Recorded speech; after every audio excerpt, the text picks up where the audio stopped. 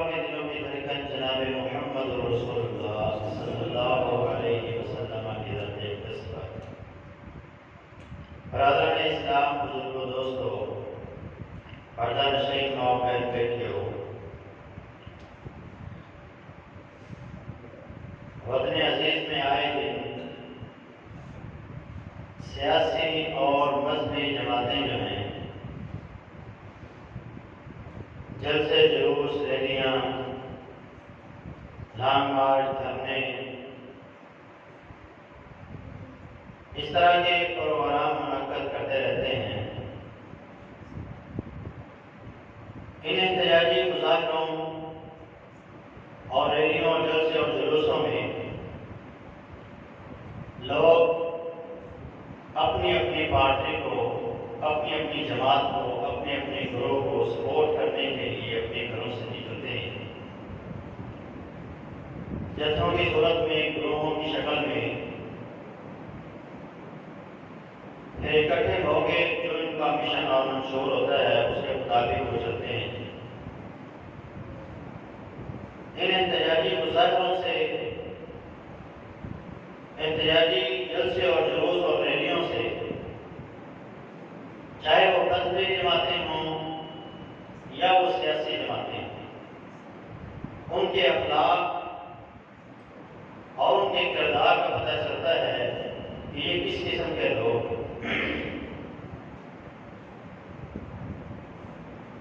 جلاؤ پھراؤ، توڑ پھوڑ،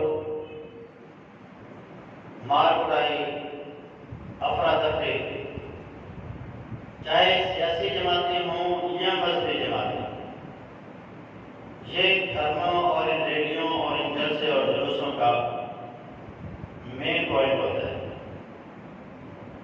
اور ان کا یہ نظریہ ہوتا ہے کہ جب تک ایسا کریں گے نہیں ہماری بات سنی نہیں جائے گی، جو سراسر غلط ہے۔ ہمارے سیاسی اور مذہبی فنکار جو ہیں وہ اپنی تقریروں سے ایسا جادو بکھیرتے ہیں کہ لوگ ان کی باتوں میں آ کر توڑ پھوڑ کرنا شروع کر دیتے ہیں، جلاؤ پھراؤ کرنا شروع کر دیتے ہیں، اور ملک کے اندر فتنہ اور فساد کی فضا برپا کر دیتے ہیں۔ جبکہ یہ ملک بھی ہمارا ہے، اس ملک میں بسنے والے لوگ بھی ہمارے ہیں، ہمارا اپنا خون ہے، ہمارے اپنوں کا مال ہے، یہ حکومتیں بھی ہماری ہیں، اور حکومتوں کی جو عمارتیں ہیں، جو حکومتوں کی چیزیں ہیں، سرکاری بلڈنگیں، سرکاری عمارتیں، سرکاری چیزیں اور غیر سرکاری چیزیں، یہ سب ہماری اپنی ہیں۔ لیکن لوگ ان کا خیال نہیں کرتے، اپنے ہی ملک کے لوگوں کو نقصان پہنچاتے ہیں، اپنے ہی ملک کا نقصان کرتے ہیں، اور پھر وہی سیاستدان ہمارے ہی خون سے اور ہماری ہی محنت سے ہم پر ہی ٹیکس لگا کر پھر وہ ہم سے ہی یہ چیزیں واپس وصول کرتے ہیں۔ ان کو کوئی فرق نہیں پڑتا، فرق پڑتا ہے تو عوام کو پڑتا ہے۔ تو ان احتجاجی مظاہروں کے اندر، جلسے اور جلوس اور ریلیوں کے اندر جو کام کیے جاتے ہیں، کیا وہ درست ہیں؟ یا اس طرح کے جلسے، جلوس، ریلیاں، احتجاج، کیا ایسا کرنا شرعی نقطہ نظر سے درست ہے؟ اس حوالے سے چند ایک باتیں آپ کے سامنے رکھی جائیں گی۔ اللہ تعالیٰ سے دعا ہے کہ وہ حق سچ کو میری زبان میں جاری ساری فرمائیں، اور سن کر سمجھ کر اللہ ہم سب کو اس پر عمل کرنے کی توفیق عطا فرمائے۔ احتجاج کی شرعی حیثیت کیا ہے؟ دنیا میں زندگی گزارنے کے لیے اللہ رب العالمین نے مسلمان کو اسلام کی صورت میں ایک بہترین بھیج دیا ہے۔ خوشی آتی ہے، غم آتا ہے، فراوانی کا دور ہے یا تندرستی کا عالم ہے، مسائب کا سامنا ہے، پریشانیوں کا سامنا ہے، دکھوں کا سامنا ہے، تو انسان کو دونوں حالات میں کیسے زندگی گزارنی ہے، یہ شریعت اسلام نے ہمیں اس چیز کا درس دیا۔ کوئی ایک مقام بھی ایسا نہیں ہے، کوئی ایک جگہ بھی ایسی نہیں ہے جہاں رب تعالیٰ نے ہمیں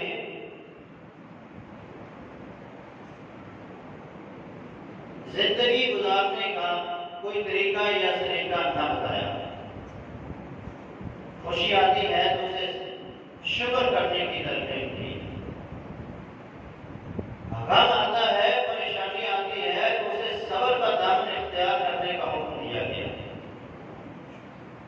قرآن مجید فرقان حمید رب تعالیٰ نے ارشاد فرمایا لَتُبْلَوُنَّ فِي أَمْوَالِكُمْ وَأَنفُسِكُمْ وَلَتَسْمَعُنَّ مِنَ الَّذِينَ أُوتُوا الْكِتَابَ وَمِنَ الَّذِينَ أَشْرَكُوا أَذًى كَثِيرًا وَإِن تَصْبِرُوا وَتَتَّقُوا فَإِنَّ ذَلِكَ مِنْ عَزْمِ الْأُمُورِ۔ تمہیں تمہاری جانوں کے معاملے میں، تمہارے مال کے معاملے میں آزمایا جائے گا، اور پھر تمہیں مخالفین کی طرف سے دکھوں کا سامنا بھی کرنا پڑے گا، وہ جانی بھی ہو سکتا ہے، وہ مالی بھی ہو سکتا ہے۔ تو اس مقام پر تمہیں کرنا کیا ہے؟ تم لوگوں نے صبر کے دامن کو اپنے ہاتھ سے نہیں جانے دینا۔ کیوں؟ ان ذالک من عزم الامور، یہ بڑے ہمت والے لوگوں کا کام ہے۔ بے ہمت لوگوں صبر کا مظاہرہ نہیں کر سکتے۔ اہل ایمان پر ہمت ہوتے ہیں، مضبوط ہوتے ہیں، اپنے پریشانیوں میں ان پریشانیوں کے اوپر صبر کا مظاہرہ کرتے ہیں۔ اللہ فرماتا ہے وَلَنَبْلُوَنَّكُمْ بِشَيْءٍ مِّنَ الْخَوْفِ وَالْجُوعِ وَنَقْصٍ مِّنَ الْأَمْوَالِ وَالْأَنفُسِ وَالثَّمَرَاتِ وَبَشِّرِ الصَّابِرِينَ۔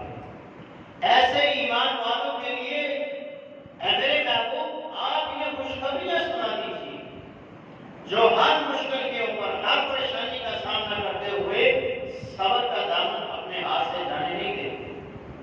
اولئک علیہم صلوات من ربہم ورحمۃ، ان پر اللہ کی طرف سے رحمتوں کا نزول ہوتا ہے اور انہیں رب ہدایت کا ٹکٹ عطا فرماتا ہے۔ اسی طرح کامیابی اور کامرانی اللہ تعالیٰ ان لوگوں کے نصیب میں لکھ دیتا ہے جو اپنی مشکلات میں، اپنی پریشانیوں میں صبر کا مظاہرہ کرتے ہیں۔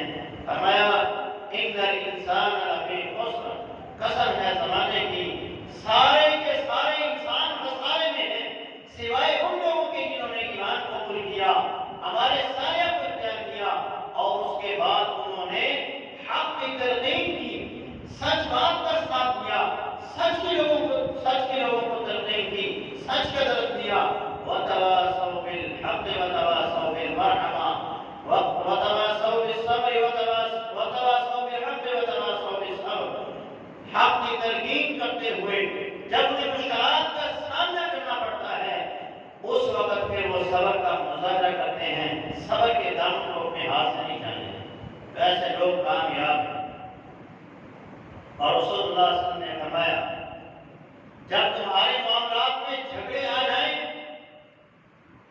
اور حق ہونے کے باوجود تمہیں تمہارا حق نہ مل رہا ہو تو اس صورت کے اندر اگر تم صبر کے دامن کو تھام لیتے ہو، انا ضعیف ببیت فی ربض الجنہ، میں اس بندے کو جنت کے ارد گرد، جنت کے نور میں اسے ایک محل کی خوشخبری دیتا ہوں۔ لمن ترک المراء وان کان محقا، اگرچہ وہ حق پر ہے، حق پر ہونے کے باوجود اس جھگڑے کو ختم کر دیتا ہے اور اپنا حق نہیں وصول کرتا، فرمایا میں اس بندے کو جنت میں ایک محل کی خوشخبری دیتا ہوں۔ تو صبر کا دامن مشکلات میں، پریشانیوں میں، دکھوں میں اپنے ہاتھ سے نہیں جانے دیتے۔ اور اگر کبھی ایسا معاملہ آ جائے کہ اب صبر کرنا ناگزیر ہو گیا تو اس صورت کے اندر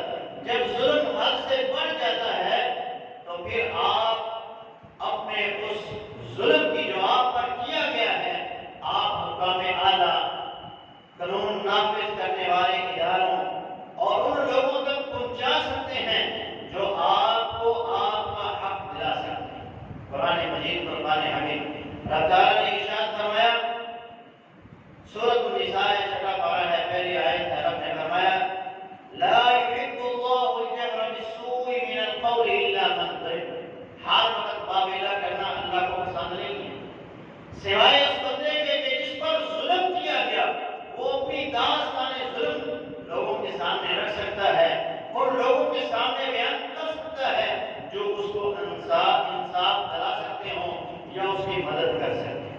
رسول اللہ صلی اللہ علیہ وسلم تشریف فرماتے ہیں، سیدنا ابو ہریرہ فرماتے ہیں، ایک آدمی آتا ہے اور آ کر آپ سے شکایت کرتا ہے، یشکو جا رہا ہوں، اپنے ہمسائے کی شکایت کرتا ہے۔ آپ اس کو اس کے ہمسائے نے بڑی تکلیفیں دی، بڑے دکھ دیے، یہ مجبور ہو کر اللہ کے رسول کے پاس آ اور آ کر اس کی شکایت کرتا ہے، احتجاج کرتا اللہ کے رسول سے کہ یہ بندہ میرے ساتھ بڑا ظلم کر رہا ہے۔ رسول اللہ صلی اللہ علیہ وسلم نے فرمایا، اذهب واصبر، چلے جاؤ اور صبر کرو۔ وہ دوسری مرتبہ پھر آ گیا، کچھ دن گزرے، پھر تیسری مرتبہ بھی آ گیا۔ آپ ہر مرتبہ سے یہی کہتے رہے کہ صبر کرو، صبر کرو۔ اب جب تیسری بار آیا تو اللہ کے رسول نے فرمایا، چلے جاؤ، اذهب فخرج متاعك الى الطريق، اپنے سامان کو نکال کر رستے میں رکھو، اپنے سامان کو نکالو اور رستے میں رکھ دو۔ اب جب لوگ اس سے آگے پوچھیں گے کہ تم نے اپنے سامان کو کیوں نکالا تو تم ان کو بتانا۔ اب اس نے ایسا ہی کیا، فَتَرَكَ مَتَاعَهُ فِي الطَّرِيقِ فَجَاءَ النَّاسُ يَسْأَلُونَهُ فَيُخْبِرُهُ إِيَّاهُ۔ اب وہ آیا اپنے گھر کا سارا سامان نکالا، رستے میں رکھ دیا۔ اب گزرنے والوں نے، محلے داروں نے پوچھنا شروع کیا، بھائی تجھے کیا مسئلہ ہے، تو کیوں اس گھر کا سامان باہر نکال کے رکھے بیٹھا ہے؟ اس نے کہا کہ میرا ہمسایہ مجھے یوں تکلیف دیتے ہیں، یہ مجھ پر ظلم کر رہا ہے۔ اب لوگ شروع ہوئے یہ لعنونہ، اس کو ملامت کرنے لگے، اسے برا بھلا کہنے لگے، اور اللہ کے بندے تجھے کیا مسئلہ ہے، اللہ تجھے تباہ کرے، برباد کرے۔ لوگ اس کو سمجھانے لگے، کوئی اس کی برائی پر اسے ملامت کرنے لگا۔ پھر اس کو احساس ہو گیا، فجاء الیہ جارہ، تو اس کا ہمسایہ اس کے پاس آیا اور اس نے آگے کہا، ایک لا ترى منی شیئا تکرہہ، تو اپنے سامان کو اپنے گھر میں رکھ لے، اب تو مجھ سے کوئی ایسی چیز محسوس نہیں کرے گا جو تجھے تکلیف دے۔ تو یہ احتجاج کرنا انسان کو اللہ رب العالمین نے اس کا اختیار دیا ہے کہ جب آپ پر ظلم حد سے بڑھ جائے تو آپ پہلے تو صبر کریں، جب حد سے بڑھ جائے، صبر ناگزیر ہو جائے، تو اس صورت کے اندر آپ احتجاج کر سکتے ہیں۔ اور یہ احتجاج اللہ تعالیٰ نے انسان کی فطرت کے اندر رکھا ہے۔ بچہ دنیا میں آتا ہے تو ماں بھی اس کو اس وقت تک دودھ نہیں دیتی جب تک وہ خاموش رہتا ہے۔ جب وہ رونا شروع ہوتا ہے، احتجاج کرتا ہے اور احتجاج کی کال دیتا ہے، تو پھر ماں کو بھی احساس ہوتا ہے کہ میرا بچہ آپ بھوکا ہے، میں اس کو دودھ دوں۔ تو یہ احتجاج اللہ تعالیٰ نے انسان کی فطرت کے اندر رکھا ہے، اور کئی دفعہ تو یہ احتجاج کرنا لازم ہو جاتا ہے۔ جب معاملہ حدود اللہ کا ہو، جب معاملہ اللہ کے رسول صلی اللہ علیہ وسلم کی ختم نبوت کا ہو، جب معاملہ دین اسلام کا ہو، یا معاملہ اپنے حقوق کا ہو، یا معاملہ انصاف کا ہو، تو پھر یہ احتجاج کرنا لازم ہو جاتا ہے۔ کلمہ حق کہنا یہ لازم ہو جاتا ہے، اور اس کے خلاف آواز اٹھانا یہ لازم ہو جاتا ہے۔ اگر ایسا نہیں کریں گے تو پھر حدیث سماعت فرمائی، رسول اللہ صلی اللہ علیہ وسلم نے فرمایا، من رآ منکم المنکر فلیغیرہ بیدہ، جو تم میں سے یہ طاقت رکھتا ہے کہ وہ برائی کو، ظلم کو، زیادتی کو، گناہ کو اپنے ہاتھ سے مٹائے، اس کو چاہیے کہ وہ اپنے ہاتھ سے اس کو مٹا دے۔ تو یہ اس بندے کا اختیار ہے جس کو اللہ نے یہ اختیار دیا ہے۔ مثال کے طور پہ اللہ نے کسی کو ایس ایچ او بنایا ہے تو اسے چاہیے کہ وہ اپنے محلے سے ہر قسم کے ظلم اور زیادتی کو ختم کرے۔ اب اللہ نے اس کو یہ اختیار دیا ہے، یہ ہر بندے کا اختیار نہیں ہے کہ ہر بندہ اٹھے اور وہ ڈنڈا پکڑ لے اور وہ لوگوں کو سیدھا کرنا شروع کر دے۔ یہ ہر بندے کا کام نہیں ہے۔ جس کو اللہ نے قانون نافذ کرنے کا حکم دیا ہے، جس کے اختیار میں یہ قانون ہے، جس کو اتنا اختیار ہے، اس کو چاہیے کہ وہ برائی کو اپنے ہاتھ سے ختم کر دے، ظلم کو اپنے ہاتھ سے ختم کر دے، دوسرے نہ کر دے۔ جس بندے کو اتنی طاقت نہیں ہے، یعنی اس کے پاس اختیارات نہیں ہے، تو اس کو چاہیے کہ وہ اس کو اپنی زبان سے برا کہے، فَبِلِسَانِهِ، اپنی زبان سے برا کہے۔ اگر زبان سے بھی برا نہیں کہہ سکتا، اتنی بھی قوت اور طاقت اس کے پاس نہیں ہے، تو پھر فَبِقَلْبِهِ، اپنے دل میں اس کو برا جانے۔ اگر یہ بھی نہ ہوا تو فرمایا ذَلِكَ هَذَا ایمان، یہ ایمان کا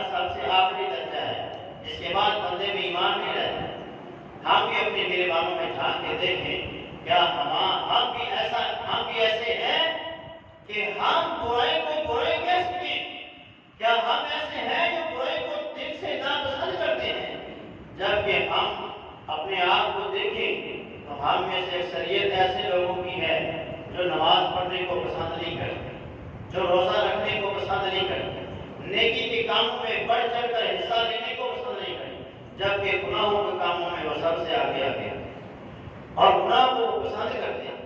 تو یاد رکھیے ایمان کی آخری اسٹیج یہ ہے کہ انسان گناہ کو اپنے دل میں برا سمجھے، اور جب گناہ سے محبت کرے گا تو پھر سمجھ لے کہ ایمان نام کی چیز اس میں نہیں۔ اس لیے ظلم جب حد سے بڑھ جاتا ہے تو پھر اس کے خلاف آواز اٹھانا لازم ہو جاتا ہے۔ اگر آپ ظلم کے خلاف کھڑے نہیں ہوں گے تو پھر آپ کے حق کو ہمیشہ غصب کیا جائے گا۔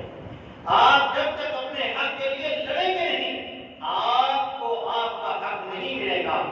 ظالم اپنے ظلم کے اندر بڑھتا چلے جائے گا اور آپ کو وہ آپ کا حق کبھی نہیں دے گا۔ اس لیے حق لینے کے لیے اور ظالم کو روکنے کے لیے کلمہ حق آپ کو بلند کرنا پڑے گا۔ تو اس کا طریقہ کار کیا ہے؟ سب سے پہلا کام ہے پرامن احتجاج کرنا۔ جاہلوں کی طرح، بدوؤں کی طرح، بے علم لوگوں کی طرح جہالت کا مظاہرہ نہیں کرنا، احتجاج کرتے ہوئے پرامن رہتے ہوئے احتجاج کیجیے۔ قرآن مجید اللہ تعالیٰ نے ارشاد فرمایا ادفع بالتی ہی احسن السیئہ، آپ جب دفاع کریں گے برائی کو روکنے کا تو نیکی کے ساتھ کریں، اچھے طریقے کے ساتھ کریں۔ یہ نہیں کہ آپ کا مخالف اگر ڈنڈا لے کر میدان میں آیا ہوا ہے تو آپ بھی ڈنڈا لے کر میدان میں آ جائیں، یہ تو مقابلہ ہوگا، یہ تو جنگ ہوگی، احتجاج نہیں ہوگی۔ احتجاج اس چیز کا نام ہے کہ مخالف نے آپ پر ظلم کیا ہے اور آپ پرامن رہ کر اپنی آواز حکام اعلیٰ تک اور قانون نافذ کرنے والے اداروں تک اپنی آواز کو پہنچائیں تاکہ آپ کو انصاف مل سکے، پرامن رہ کر احتجاج کر سکیں۔ گالی گلوچ کا کام نہیں کریں گے، کسی کو آپ گالی نہیں دے سکتے، کسی کی کردار خوشی نہیں کر سکتے، آپ اس کی عزت کو اچھال نہیں سکتے۔ ظلم اس نے کیا ہے تو اس کے ظلم کو بھی آپ بیان کریں کہ میرے ساتھ یہ ظلم کیا گیا۔ آپ یہ نہیں کہیں گے کہ اس کی وہ تو ایسا ذاتی شرابی ہے، وہ تو ایسا ہے، وہ تو یہ ہے، وہ تو یہ ہے۔ آپ اس کے گھر والوں کی عزت کو نہیں اچھال سکتے، آپ اس کی بیگم، آپ اس کے بچوں کی عزت کو نہیں اچھال سکتے۔ جو ظلم آپ کے ساتھ کیا گیا ہے آپ صرف اسی ظلم کو ہی بیان کریں۔ رسول اللہ صلی اللہ علیہ وسلم نے فرمایا لیس المؤمن بالطعان بل اللعان، مومن لعن طعن کرنے والا نہیں ہوتا، مومن کی زبان پر گالی گلوچ نہیں ہوتا، ولا الفاحش ولا البذيء، نہ وہ بد اخلاق ہوتا ہے، نہ اس کی زبان پر برے الفاظ ہوتے ہیں۔ وہ تو صرف اپنا حق لینے کے لیے اگر آواز اٹھاتا ہے تو وہ بھی اچھے طریقے سے ہی اٹھائے گا۔ قرآن نے ایک اصول بیان کیا ہے لا تسبوا الذين يدعون من دون الله فيسبوا الله عدوا بغير علم، تم لوگ کسی کے جھوٹے معبودوں کو گالی مت دو، اگر تم ایسا کرو گے تو وہ تمہارے سچے رب کو گالی دیں گے۔ جب تم کسی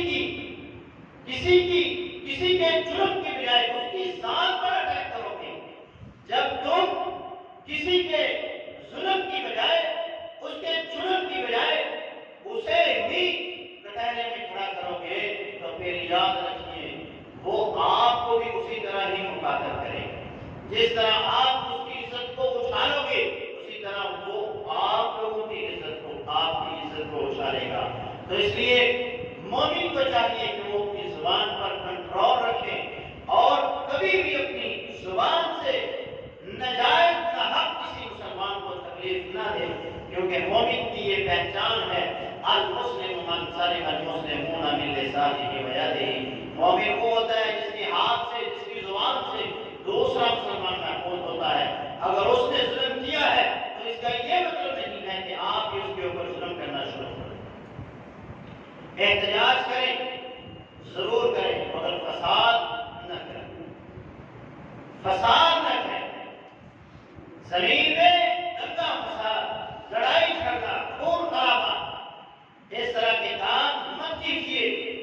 قرآن کیا کہتا ہے؟ وَلَا تُفْسِدُوا فِي الْأَرْضِ، زمین میں فساد مت برپا کرو. وَلَا تَعْثَوْا فِي الْأَرْضِ مُفْسِدِينَ، زمین میں فساد کرنے والے بن کر مت پھرو. کیوں؟ کیونکہ یہ ایمان والوں کی پہچان نہیں ہے، یہ منافقین کا عمل ہے. وَإِذَا قِيلَ لَهُمْ لَا تُفْسِدُوا فِي الْأَرْضِ قَالُوا إِنَّمَا نَحْنُ مُصْلِحُونَ، جب ان سے کہا جاتا ہے زمین میں فساد مت برپا کرو تو یہ کہتے ہیں ہم تو اصلاح کرنے والے ہیں. جب دوسرے احتجاج کریں تو ان کے رستوں کو روکا جائے، ان پر ظلم کیا جائے، اور جب اپنی باری آئے تو کہیں میرے ساتھ ظلم ہوا ہے. ایسی قتل اسلام میں اس چیز کی اجازت نہیں ہے. جو حق دوسروں کا ہے آپ جب ان کے حق پہ جا کر ڈالیں گے تو لوگ آپ کے ساتھ بھی ویسا ہی ظلم کریں گے. اس لیے جب احتجاج کریں گے تو زمین کے اندر فساد نہیں ہونا چاہیے، زمین کے اندر خون خرابہ نہیں ہونا چاہیے، توڑ پھوڑ کا معاملات نہیں ہونے چاہیے. اللہ رب العالمین ایسے لوگوں کو پسند نہیں کرتا. واللہ لا یحب المفسدین. اور اللہ رب العالمین نے فرمایا فانظروا کیف کان عاقبۃ المفسدین، دیکھو اللہ نے فساد کرنے والوں کا کیا انجام کیا ہے. اور اللہ نے اس کے بعد فرعون کا ذکر کیا اور کہا انہ کان من المفسدین، وہ فساد کرنے والوں میں سے تھا. اس کا فساد کیا تھا؟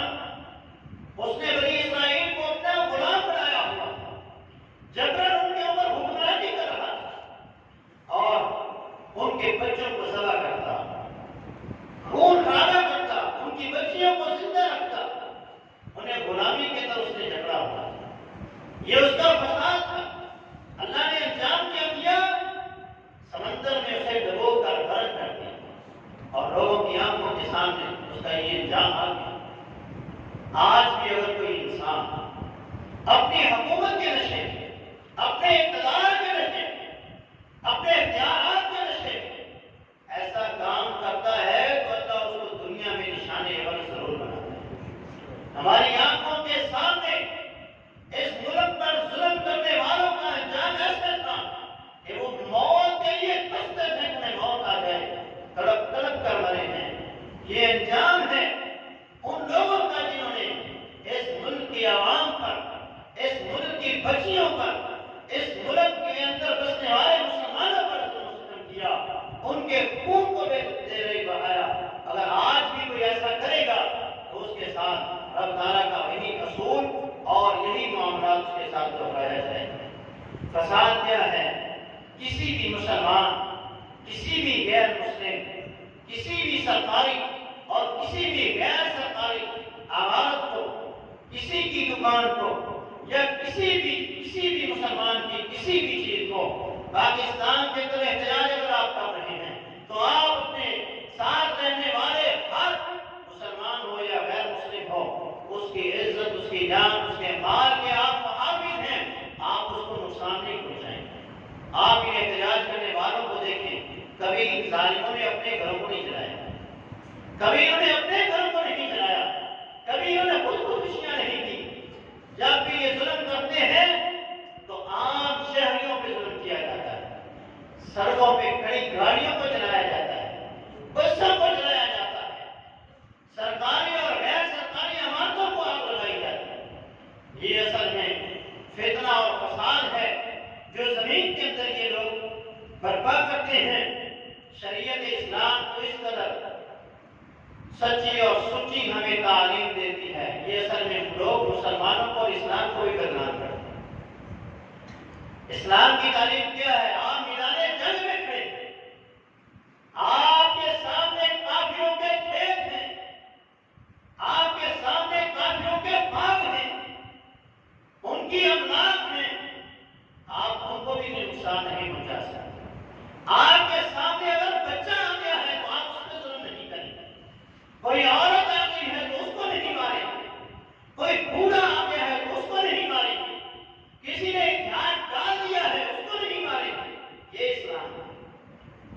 یہ ہمارے مسلمان پتہ نہیں انہیں کیا ہو گیا ہے کہ اسلام کے اندر ہے کیسا انہیں کرسیوں کا نشہ ہے کہ یہ اپنے ہی مسلمانوں کے اوپر، اپنے ہی ملک کے املاک کو نقصان پہنچانے میں تلے ہوئے اور اس کا انجام آئے دیکھ لیں. کہ آج فوجی عدالتوں میں ان کے کیس چلائے جا رہے ہیں، اور فوجی عدالتوں میں جب کیس چلتا ہے تو اس کی کم از کم سزا جو ہے وہ 10 سال ہے۔ پکڑا گیا 3 مہینوں کے لیے تو پتہ ہی نہیں کہاں گیا، اور 3 مہینوں کے بعد اس پہ جب کیس چلتا ہے ثابت ہو گیا تو 10 سال کی کم از کم سزا، زیادہ سے زیادہ سزا اس کی موت ہے، کیونکہ یہ ملک دشمن عناصر اپنے ہی ملک کو نقصان پہنچانے والے، اپنی ہی فوج، اپنے ہی عدلیہ، اپنے ہی ملک کے سپاہیوں کو، یہ بھی ہمارے بھائی، یہ بھی ہمارے مسلمان بھائی ہیں جنہیں ہم نقصان پہنچا رہے ہوتے ہیں۔ تو اس لیے ہر بندہ مومن کو چاہیے کہ یہ چیز اللہ نے ہمارے اوپر حرام کی ہے۔ اللہ فرماتا ہے، حدیث قدسی ہے، فرمایا یا عبادی انی حرمت الظلم علی نفسی، میں نے اپنے آپ پر بھی ظلم کو حرام کیا ہے اور تمہارے اوپر بھی اس کو حرام کر دیا ہے، اب تم لوگ ایک دوسرے پہ ظلم مت کرنا۔ ایک حدیث جس میں اللہ کے رسول صلی اللہ علیہ وسلم نے فرمایا کل المسلم علی المسلم حرام دمہ ومالہ وعرضہ، لوگوں یاد رکھو تم میں سے ہر مسلمان کا دوسرے مسلمان پر خون حرام ہے، اس کا خون نہیں بہا سکتا، اس کا مال نہیں چھین سکتا، اس کے مال پر حق نہیں اپنا رکھ سکتا، اور اس کی عزت کے ساتھ کھیل نہیں سکتا۔ اگر آپ ظلم کریں گے تو یاد رکھیے اللہ مہلت تو دیتا ہے، لیکن جب اللہ پکڑتا ہے پھر لوگوں کے لیے اسے نشانے عبرت بنا دیتا ہے، اور لوگ اقتدار کے نشے میں یہ ظلم کرتے ہیں، پھر جب اپنے ساتھ وہ معاملہ ہوتا ہے تو پھر کہتے ہیں ہمارے ساتھ ظلم ہو رہا ہے، جیسا کرو گے ویسا کرو گے، جو بیجو گے وہی کاٹو گے۔ تو اس لیے ہر بندے کو چاہیے کہ وہ کسی کے ساتھ بھی کسی قسم کا ظلم نہ کرے۔ ایک مومن مسلمان کا خون اور ملک کے اندر دنگا فساد کرنا، لوگوں کے دکانوں مالوں کو لوٹنا جلانا، ان کے عزتوں کے ساتھ کھیلنا، یہ بہت بڑا ظلم ہے۔ ایک مومن کا خون جس قدر قیمتی ہے، رسول اللہ صلی اللہ علیہ وسلم نے فرمایا زوال الدنیا اہون علی اللہ من قتل رجل مسلم۔ ایک مسلمان کا خون اس قدر اللہ کے ہاں قیمتی ہے کہ پوری دنیا تباہ ہو جائے اللہ کو کوئی پرواہ نہیں ہے، اگر ایک مومن کا خون بہایا جائے گا اس پر تو یہ اللہ کے ہاں بہت گران ہے۔ دنیا پوری کی پوری تباہ ہو جائے اللہ کو اس کی کوئی پرواہ نہیں ہے، لیکن ایک مومن کو جب تکلیف ہوتی ہے، جب اس کا خون بہایا جاتا ہے تو اللہ کو اس کی بڑی تکلیف ہوتی ہے۔ اور کراچی کی سڑکوں پر حکمران کا خون، لاہور کی سڑکوں پر تحریک ختم نبوت کے لیے لوگوں کا خون، اس کے علاوہ مڈل میں لوگوں کا خون، اسلام آباد میں جامعہ حفصہ میں پڑھنے والی بچیوں کا خون، کیا یہ اللہ کے ہاں قیمتی نہیں تھا؟ ایک مومن کا خون اللہ کے ہاں بہت گران ہے، تو اتنے ایمان والوں ہے، اتنے مسلمانوں کا خون بہایا جانا، کیا یہ اللہ کے ہاں گران نہیں ہوگا؟ اس لیے ہر بندہ مومن کو چاہیے کہ وہ اپنے ہاتھ پر کسی مسلمان کا خون نہ آنے دے۔ انہ من قتل نفسا بغیر نفس او فساد فی الارض فکأنما قتل الناس جميعا، جس بندے نے بغیر حق کے کسی بھی انسان کا قتل کر دیا گویا اس نے پوری انسانیت کو ہی قتل کر دیا۔ اتنا بڑا جرم ہے۔ رسول اللہ صلی اللہ علیہ وسلم نے جب خطبہ حجۃ الوداع ارشاد فرمایا تو آپ نے فرمایا لوگو ان دماءکم واموالکم وعرضکم حرام علیکم کحرمت یومکم ھذا فی شہرکم ھذا وفی بلدکم ھذا، جس طرح یہ دن حرمت والا ہے، جس طرح یہ مہینہ ذی الحج کا حرمت والا ہے، جس طرح یہ شہر مکہ حرمت والا ہے، اسی طرح ایک مومن کا خون، اس کا مال اور اس کی عزت بھی حرمت والی ہے۔ نہ تم کسی مسلمان کے خون کو بہا سکتے ہو، نہ اس کے مال کو لوٹ سکتے ہو، نہ اس کے مال کو نقصان پہنچا سکتے ہو، اور نہ ہی تم اس کی عزت کے ساتھ کھیل سکتے ہو۔ کسی کی عزت کے ساتھ آپ نہیں کھیل سکتے۔ آپ نے فرمایا اتنا ارب الربا ارد الرجل المسلم، سود کے 70 سے اوپر درجے ہیں، اس میں سے سب سے ہلکا سب سے آخری درجہ یہ ہے کہ انسان اپنی ماں کے ساتھ نکاح کرتا، اور سود کا سب سے بڑا درجہ یہ ہے کہ انسان اپنے مسلمان بھائی کی عزت کا کھلواڑ کرے۔ ہم نے کبھی اس حدیث کو سوچا نہیں، یہ بہت بڑی بات اللہ کے رسول نے کہا۔ ہم ذرا اپنی مجلسوں میں دیکھیں، سیاسی لوگوں کو تو چھوڑیں، وہ تو یہ ظلم کر رہے ہیں، وہ ان کی عزتوں کو اچھال رہے ہیں، وہ ان کی ویڈیو بنا رہے ہیں، وہ ان کی آڈیو لیک کر رہے ہیں، وہ ان کی ویڈیو بنا رہے ہیں، وہ ان کی آڈیو لیک کر رہے ہیں۔ اس طرح کے معاملہ وہ لوگ کرتے ہی جاتے۔ ہم ایک ہی مسجد میں نماز پڑھنے والے، ایک ہی صفوں میں کھڑے ہونے والے، اپنے ہی بھائیوں کی اور اپنے ہی مسلمان بھائیوں کی عزتوں کو اچھالتے ہیں۔ نماز پڑھنے کے بعد بیٹھ جاتے ہیں، غیبتیں کرنے شروع کر دیتے ہیں، کسی کو نہیں چھوڑتے۔ اور اللہ کے بندو، ایک مومن مسلمان کی عزت اللہ کے ہاں کیا ہے؟ اس کی عزت، اس کا مقام کیا ہے؟ اللہ کے رسول نے بیت اللہ کو مخاطب کر کے کہا تیری بڑی عزت ہے، تیرا بڑا مقام ہے، تو اللہ کے ہاں بڑا فقیزہ ہے، لیکن یہ بیت اللہ یاد رکھ، ایک مومن کی عزت تجھ سے زیادہ ہے اللہ کے، اور ہم اسی عزت کو اور انہیں اپنے ایمان والے بھائیوں کی پگڑیوں کو اچھالتے ہیں، ان کی بہو بیٹیوں کی عزتوں کو بیٹھ کے اپنی مجلسوں میں خوب نقل کرتے ہیں، نہیں چھوڑتے، نہیں معاف کرتے۔ آپ اس حدیث کو بھی یاد رکھیں، آپ کی نمازیں، آپ کے روزے، آپ کے حج، آپ کے زکات کل قیامت کے دن آپ کو فائدہ دینے والے نہیں ہیں اگر آپ نے ایسا سلوک جاری رکھا ہے۔ آپ نے جانتے ہو میری امت کا مفلس کون ہے؟ فرمایا جس کے پاس درہم و دینار نہیں، مال و دولت نہیں، فرمایا وہ نہیں ہے۔ میری امت کا مفلس وہ ہوگا جو قیامت کے دن آئے گا، روزوں کے ڈھیر، نمازوں کے ڈھیر، صدقات و خیرات، نیکیاں ہی نیکیاں ہیں، آئے گا، کسی کو گالی دی ہوگی، کسی کو مارا ہوگا، کسی کا مال کھایا ہوگا، کسی کا حق کھایا ہوگا، کسی کو تھپڑ مارا، کسی کا خون بہایا ہوگا، اب آئے گا، اللہ اس کی ساری نیکیاں ان کو دے دے گا، اور وہ پھر بھی راضی نہیں ہوں گے، ان کے گناہ لے کے اللہ اس پہ ڈال دے گا۔ یہ نمازی، حاجی، صوفی، مولوی جو بھی تھا، دنیا میں بڑا نیک پارسا تھا، اب یہ جنت کا ایندھن بن گیا، وہ اس کی نیکیاں لے کے جنتوں کے مہمان بن گیا۔ اس لیے اپنی روش کو چھوڑ دیں، اپنے مسلمان بھائیوں کی عزت آبرو کا خیال کریں۔ احتجاج آپ کر سکتے ہیں، احتجاج کے دوران آپ اسلحے کی نمائش نہیں کر سکتے۔ ہماری احتجاجی ریلیوں، جلسے جلوسوں میں آپ دیکھتے ہیں لوگ ڈنڈے لے کر آئے ہوتے ہیں، پٹرول پمپ لے کے آئے ہوتے ہیں، اسلحے کی نمائش ہو رہی ہوتی ہے، اس کا نتیجہ کیا ہے؟ قتل و غارت۔ اللہ کے رسول صلی اللہ علیہ وسلم نے فرمایا کوئی مسلمان اپنے اسلحہ سے کسی مسلمان بھائی کی طرف اشارہ نہ کرے، نہیں تو ایسا ہوگا کہ شیطان اس کے ہاتھ پر وار کرے گا اور اس کے ہاتھ سے وہ گولی یا جو بھی ہے جس اسلحے کے ساتھ اس نے اشارہ کیا وہ جل جائے گا اور کسی دوسرے کی موت واقع ہو جائے گی اور یہ جہنم کا ایندھن بن جائے گا۔ آپ میں جب بھی تم میں سے کوئی بندہ اپنے مسلمان بھائی کی طرف اسلحہ سے اشارہ کرتا ہے، اللہ کے فرشتے اس پر لعنت کرتے ہیں یہاں تک کہ اس کو چھوڑ دے، اگرچہ وہ اس کے باپ اور اس کی ماں کی طرف سے اس کا بھائی ہی کیوں نہ ہو، ایک ہی باپ کے نطفے سے جنم لینے والے ہی کیوں نہ ہو، ایک ہی ماں کے پیٹ سے جنم لینے والے کیوں نہ ہو، اگر وہ دونوں اپنے میں سے ایک دوسرے کی طرف اسلحہ کرتا ہے تو اس پر اللہ کے فرشتے لعنت کرتے ہیں۔ احتجاج کے دوران ہنگامہ آرائی افراتفری پھیلا کر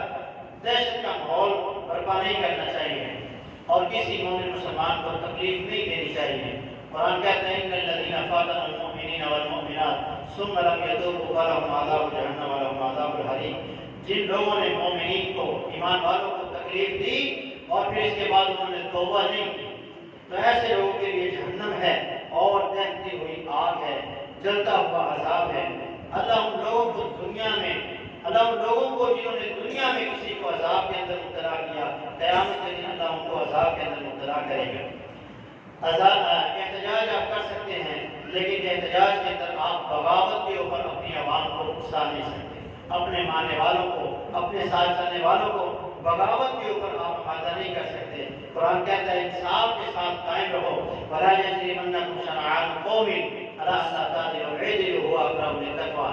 تقوی کا ترازو یہ ہے، تقوی کا تقاضا یہ ہے کہ تم انصاف کے ساتھ رہو، کسی قوم کی دشمنی تجھے اس بات پہ مت ابھارے کہ تم لوگ کے ساتھ ظلم و زیادتی کرو، تو اپنے ہی اداروں کے خلاف اور اپنے ہی لوگوں کے خلاف اپنی عوام کو بھڑکانا اور انہیں اس چیز کے اوپر تیار کرنا کہ وہ بغاوت کریں، یہ درست نہیں۔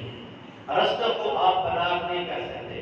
صحابہ فرماتے ہیں ہم اللہ کے رسول کے ساتھ تھے ایک جنگ میں، تو ہم نے ایک رستے کو بند کر دیا، تو آپ نے فرمایا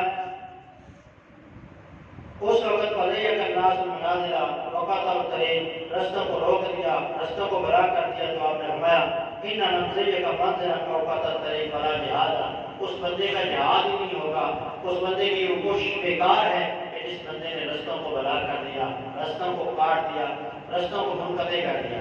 اس لیے آپ جب احتجاج کریں گے تو ایسی جگہ کا انتخاب آپ کر سکتے ہیں کہ جس پہ دوسرے مسلمانوں کو، عام مسلمانوں کو تکلیف نہ ہو۔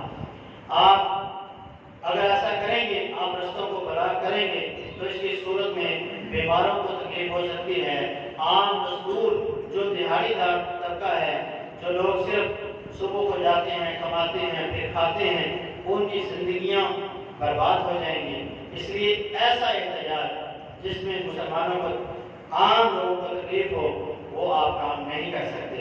احتجاج کریں لیکن آپ رستوں کو بلاک نہیں کر سکتے۔ احتجاج میں ایسے کاموں سے آپ اجتناب کریں گے جو بعد میں اسلام اور مسلمانوں کے لیے بدنامی کا باعث بنے۔ اب جو ہمارے ملک کی صورتحال ہے جس میں لوگوں نے دنگا فساد کیا، فتنہ و فساد برپا کیا، اب غیر مسلم بھی اس کے اوپر باتیں کرتے ہیں کہ کیسے وہ ظلم و زیادتی ہو رہی ہے، کیسے ان کے ساتھ ظلم ہو رہے ہیں۔ تو ایسا کام مت کریں جس میں بعد میں مسلمانوں کو اور اسلام کو اپنا دفاع کرنا مشکل ہو جائے۔ اللہ تعالیٰ ہمیں ہر حال میں دین اسلام کے ہر حکم پر عمل کرنے کی توفیق عطا فرمائے۔ خوشی ہے یا غم ہے، ہر موقع پر اللہ ہمیں دین اسلام کے ہر عمل پر، ہر حکم پر عمل کرنے کی توفیق عطا فرمائے۔ اقول قولی ھذا